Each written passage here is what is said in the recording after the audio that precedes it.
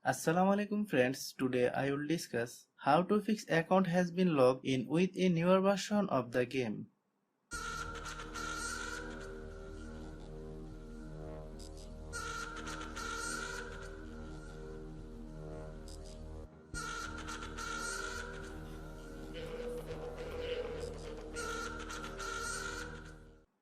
This problem is seen when you launch the PUBG Mobile game. Here it says that you are not logged in to your previous version because you are logged into the new version. First you need to download VPN from Play Store. After downloading VPN, connect to United States server. Now try to open PUBG after connecting VPN. After opening, you will see that you will be given an update of 20 to 25 MB. After the update, the game will open.